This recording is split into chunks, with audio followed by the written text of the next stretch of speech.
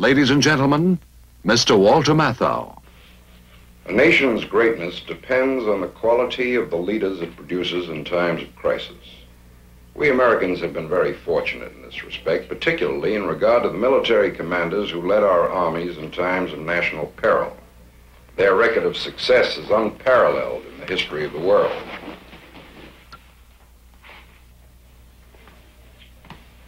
Who are these men? Do we really know them? Do we know how they lived, what they thought? Do we know what special qualities of heart and mind they possessed which qualified them to have the destiny of a nation placed in their hands? The Big Picture has prepared a series of pictorial biographies of some of the great military leaders of American history. High on any soldier's roll call of honor is the name of General John Joseph Pershing, or as he was called with admiration and respect, Blackjack Pershing. In a remarkable career that began in the half-remembered time of the last century and ended with the dropping of the first atomic bomb, Pershing gave himself devotedly to the service of his country. He left a legacy of strength, simplicity, and honor that will remain etched in the souls of his countrymen for all time. This is his story.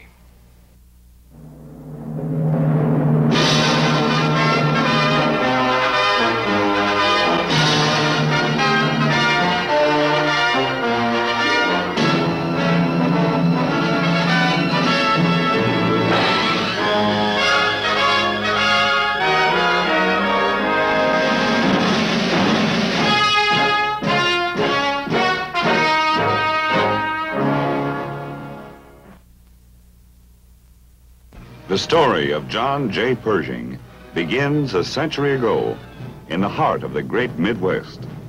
Missouri was a troubled state when Pershing was born at Laclede in 1860. Bitterness and controversy had raked its valleys, and the winds that moved through its fields in the years of John Pershing's early youth blew hot from the battlegrounds of the Civil War.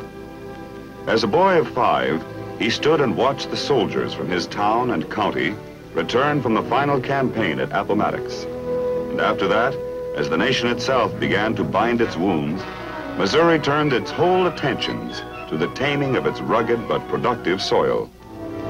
And Missouri boys grew to their manhood in those distant years of long ago on a regimen of hard work and piety. The time and the home of his youth shaped Pershing for the years of greatness. Those years began, as have the public careers of so many of America's heroes, on the plain at West Point.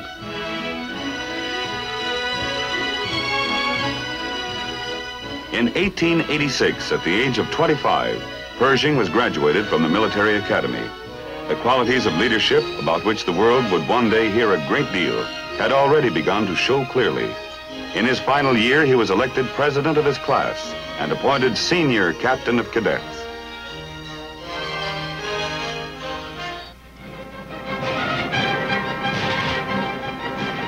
In the 1880s, rebel Indian tribes in the West were still the greatest threat to American lives and property. And it was the lot of most young professional officers to be pressed into service in these campaigns to make the West secure. Lieutenant Pershing, cavalry, saw his first action the year of his graduation in the fighting in the Southwest, which brought an end to the war against the Apaches, led by the fierce and wily Geronimo. Later, serving as a leader of Indian Scouts, he participated in the final campaign against the rampaging Sioux in South Dakota.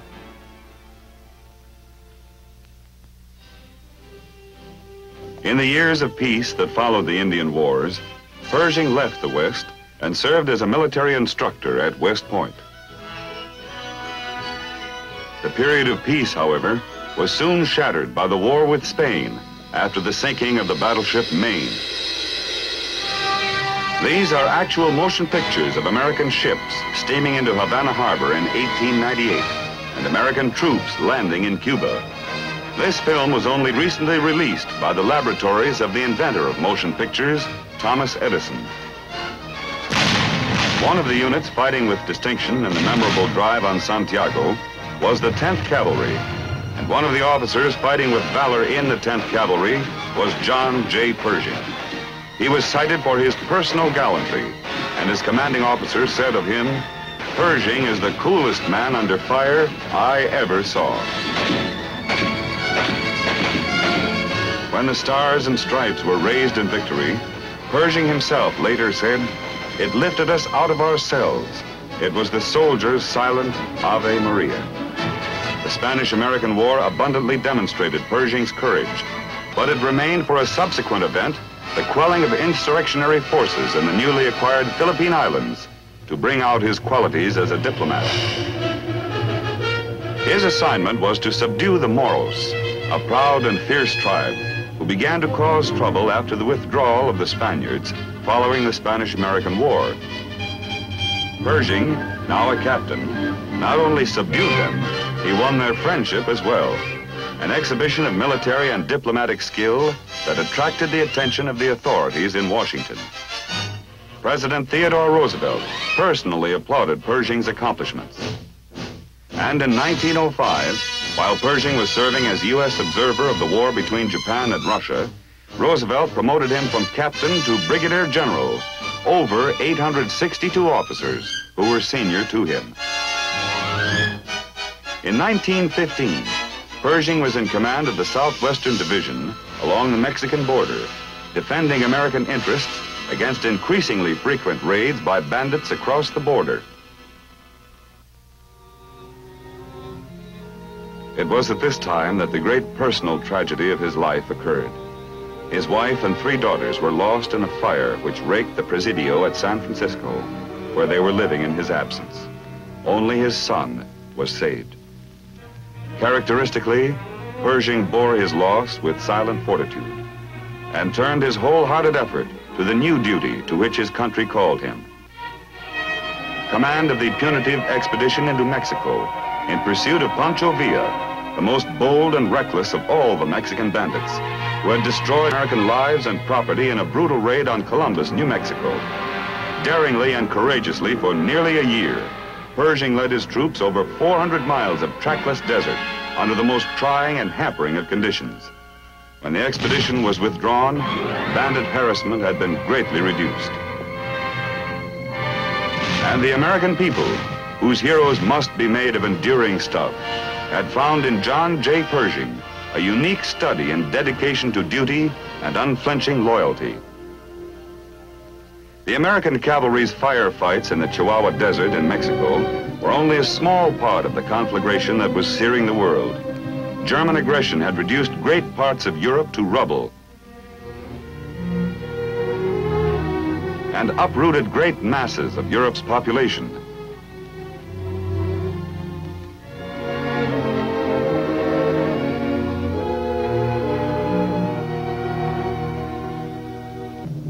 When German lawlessness on the high seas began to add American lives to the casualty lists, it was obvious that the United States could not avoid participation in the great conflict which had become known with grim appropriateness as the World War. We enter this war, said President Woodrow Wilson in his address before Congress, only because there is no other way of defending our rights. The professional army was small, and the only hope lay in a great citizen army, which had to be raised up literally overnight. When Pershing was named to head the American Expeditionary Force that would go to France, the nation applauded. For the first time in history, American soldiers would fight in the glare of world attention, with the entire world having a direct stake in the outcome of their effort. The commander-in-chief, now a major general, arrived in Europe in June ahead of his troops. Shortly thereafter, he was promoted to full general, a rank only 4 Americans, Washington, Grant, Sherman, and Sheridan, had held before him. A spirit moved across America in those memorable months of 1917, uniting the people as they had never been united before, touching their effort with a faith and a patriotic fervor which still live in the music that animated the nation's soul.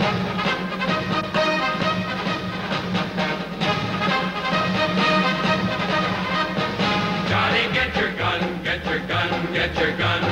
Take it on the run, on the run, on the run. Hear them calling you and me, every son of liberty. Hurry right away, no delay, go today. Make your daddy glad to have had such a laugh. Tell your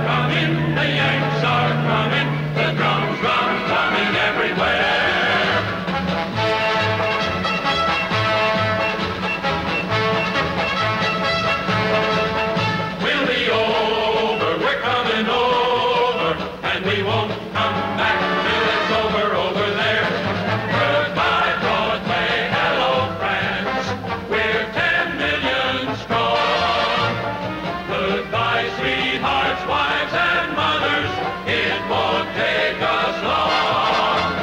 Don't you worry while we're there, it's for you we're fighting too. So goodbye Broadway, hello France, we're gonna square our debt to you. We're gonna square our debt to you.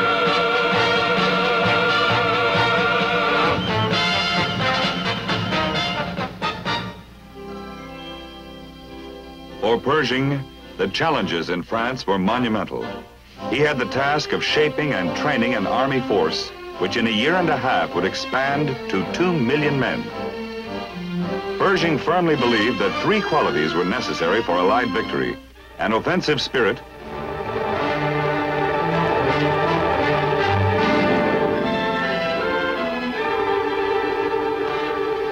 mobility on the battlefield, and effective use of individual weapons. He trained his growing army in these principles, despite the elaborate system of trench defense in which the Western Front had been paralyzed.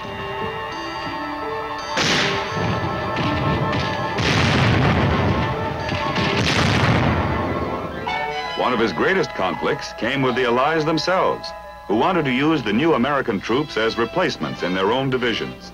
But Pershing held out for an integral American army, which would fight under its own flag and its own commanders. The prestige of the nation itself would stand or fall on the performance of that army in the test of battle.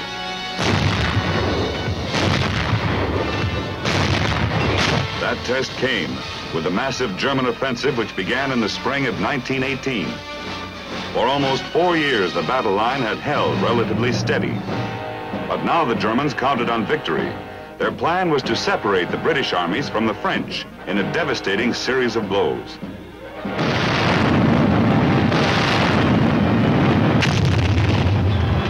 Thousands of tough and specially trained troops hit the Allied line, and in a succession of drives, they shattered the British front and broke through Allied defenses.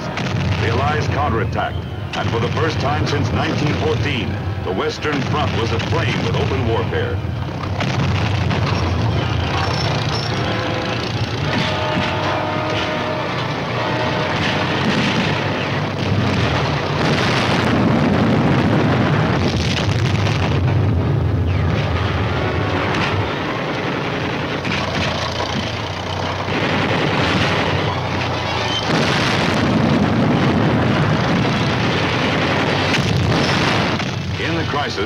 Pershing postponed his plan to weld an American army, and he offered Marshal Foch, Commander-in-Chief of the Allied armies in France, the free use of every American man and gun.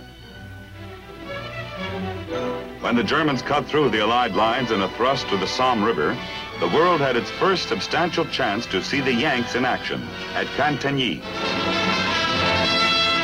Pershing threw the 1st Division in to help stop the German drive here.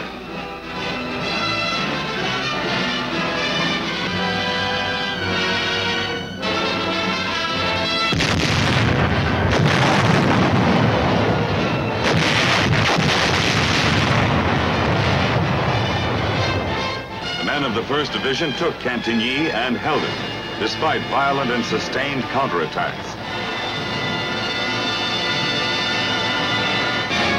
In another breakthrough, the Germans rolled across the defenses on the Aisne River, stretching from Soissons to Reims, in a driving, relentless force which struck panic into the French nation.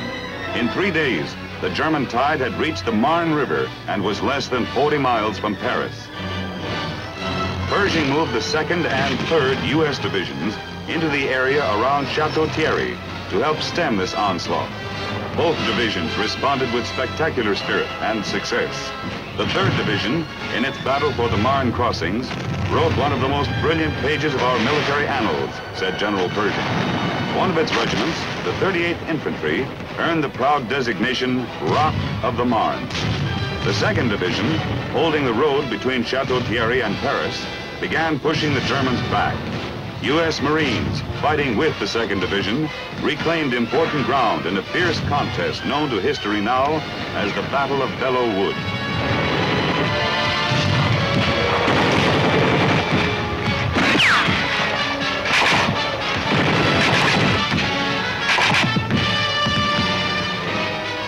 Allies pressed the counterattack forward, and by the end of July, the entire Marne salient was removed. The tide had now turned. The initiative had passed to Allied hands, where it would remain.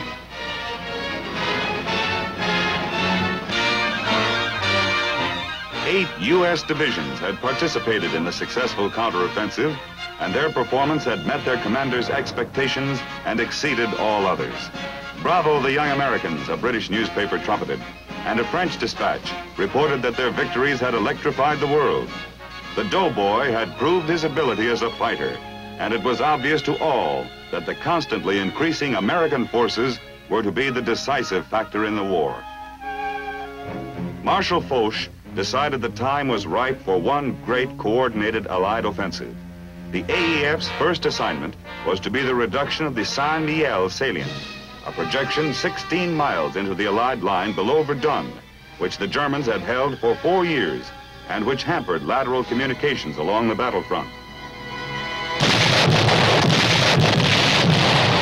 The Saint-Mihiel offensive, which began on September 12th, was the first operation in the war carried out by a complete American army under the separate and independent control of General Pershing.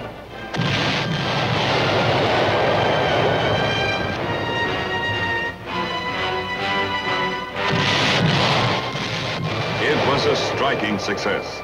In 2 days, the Yanks took their objectives and the salient was reduced.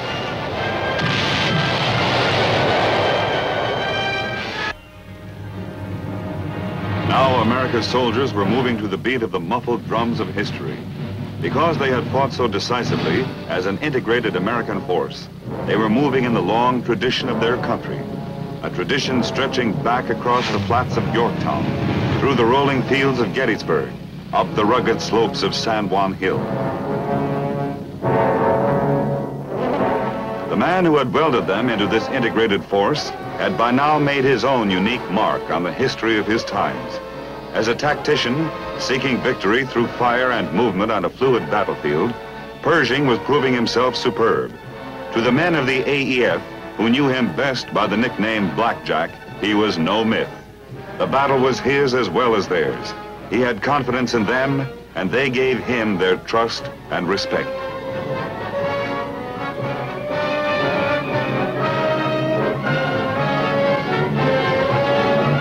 The final action for the Americans was an assault against the German lines on a broad front extending from the Meuse River to the Argonne Forest. Americans made a field of glory of their battleground that violent autumn in the province of Lorraine, and in the hearts of their countrymen, a strong pride moved like wind across the water. But now there was also a deep and gripping awareness of the cost of victory. And in the cadence of the America of that dim and distant time, along with the crash of cannon, echoes also the haunting poetry written by one of her soldier sons with a timelessness that made it an enduring part of the literature of the age. It may be death shall take my hand and close my eyes and quench my breath. It may be I shall pass him still.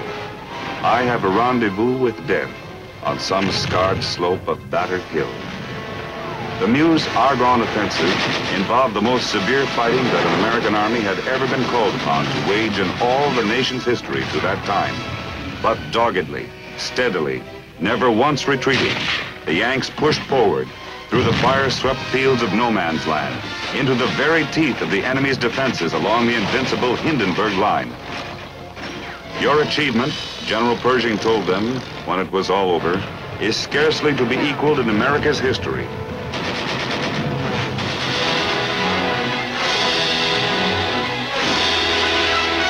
At 11 o'clock in the morning, November 11, 1918, the soldiers laid down their guns and cheered. And their cheers were echoed in every city of the Allied world. I pay supreme tribute, General Pershing said when the guns had stilled, to our officers and soldiers of the line.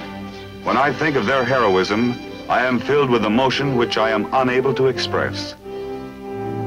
Pershing himself was decorated by 9 foreign governments, as well as his own country. He stayed in Europe for a while after the war was ended. He was with President Wilson when the president came over for the Versailles meeting of the Big Four: Clemenceau of France, Lord George of Britain, Orlando of Italy, as well as Wilson of the United States. Then Pershing bade goodbye to his old comrades in arms.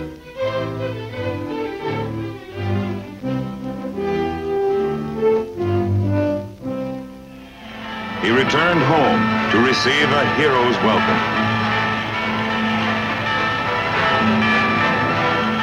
A grateful Congress conferred upon him the rank of General of the Armies of the United States. He is the only man in history to have held that rank. He became Chief of Staff of the Army in 1921 and shaped a national defense program. When Marshal Foch visited the United States in the years immediately after the war, Pershing was on hand to greet him.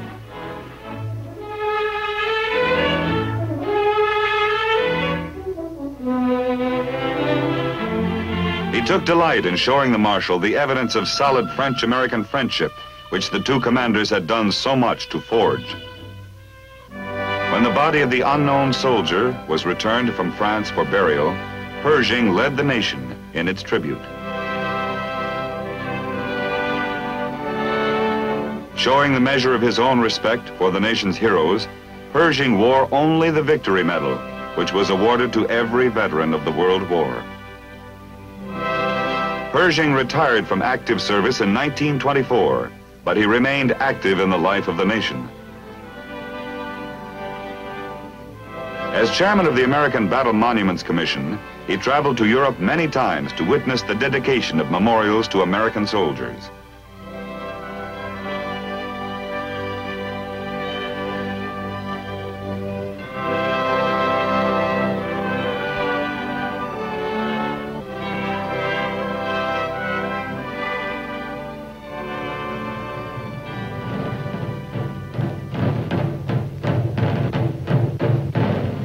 His interest in his country's defenses remained as keen as it had ever been. He paid particular attention to the development of the country's future military leaders.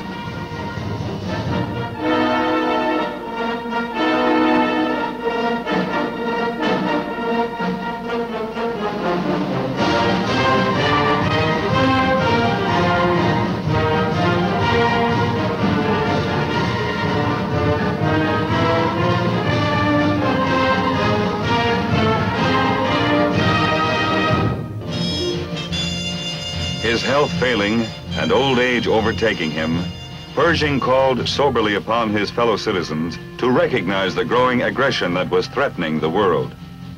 When war did come again, Pershing at 81 instantly offered his services. President Roosevelt accepted, saying in words that reflected the feeling of all the people, "You are magnificent." Throughout World War II, he gave the benefit of his military wisdom to those who led America to victory in the Second and greatest World War.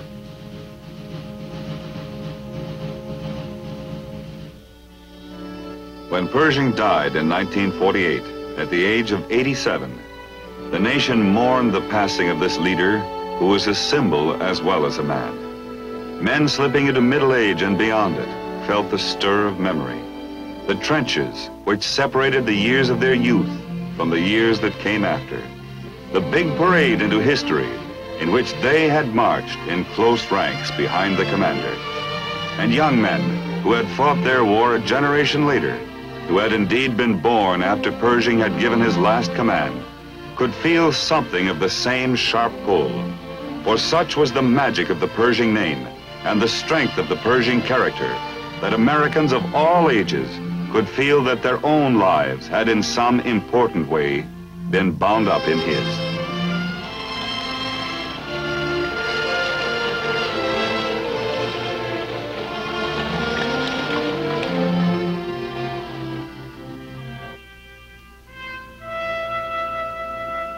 Pershing lies today in honored repose in the fraternity of the nation's heroic dead on the slopes of Arlington National Cemetery.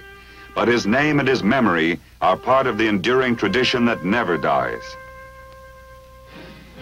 For John Joseph Pershing, General of the Armies, like others before him in the long line of American giants, rose to leadership and met its challenges at precisely the moment his country needed him. So that the destiny of the two, man and nation, were part of the same momentous adventure. His mission was to create an army, and he did, a mighty army, without which the Great War could not have been won, and at the same time an army cast in the unique and authentic American mold, a forerunner of the superbly skilled and powerful force which is today's modern army. In the doing, he handed down to his countrymen a tradition of military pride. But more than anything else, he touched a strain of glory in his people, and perhaps more than any man of his time, he awakened them to a new vision of their own greatness.